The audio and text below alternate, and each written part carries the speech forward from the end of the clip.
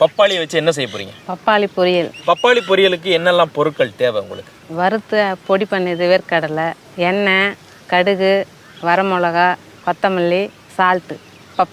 பப்பாளி காயை என்ன பண்ணி வச்சிருக்கீங்க? பொடிசாக அரிஞ்சு வேக வச்சுருக்கோம். சால்ட்டு மஞ்சள் போட்டு வேக வச்சுருக்கோம். ஓகே, அது எவ்வளவு நேரம் வேகணும்? 10 நிமிஷம். அதுக்கப்புறம் தண்ணியை எடுத்துட்டு காயை எடுத்து வச்சுக்கிட்டீங்க. சரி, இப்போ பப்பாளி பொரியல் செஞ்சிடலாமா? செஞ்சிடலாம்.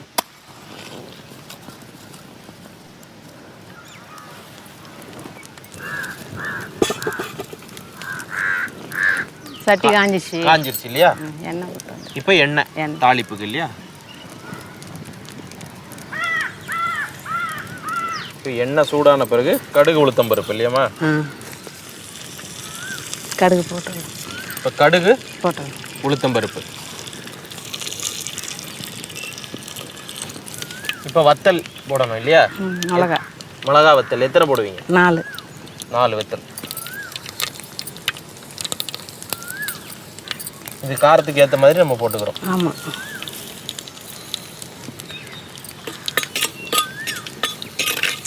இப்போ நம்ம மிளகா வத்தல் போட்டாச்சு.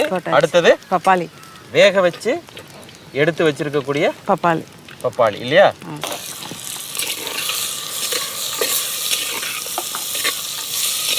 இது ஒரு பப்பாளி காய் இருக்குமா? ஒரு பப்பாளி.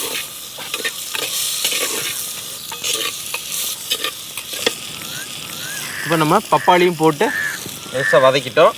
இப்போ அடுத்தது வேர்க்கடலை பொடி. இது எவ்வளோ வேர்க்கடலை பொடி போட்டிருக்கீங்க? ஒரு 50 கிராம் அளவு. 50 இருக்கும். ஒரு 50 கிராம். இப்போ நமக்கு உப்பு இல்லையா? கொஞ்சமா. ஏற்கனவே நம்ம வேக வைக்கும் போது லைட்டாக போட்டிருக்கோம். உப்பு போட்டிருக்கோம். இப்போ தேவைக்கு பார்த்துக்கிட்டு கொஞ்சமா உப்பு சேர்த்துக்கலாம் இல்லையா? சேர்த்துரு.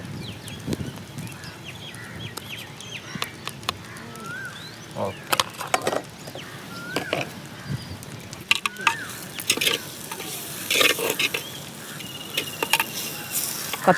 கொத்தமல்லி. இப்போ கொத்தமல்லி இலை.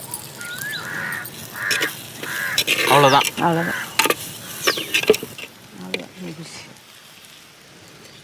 பப்பாளி பொரியல்.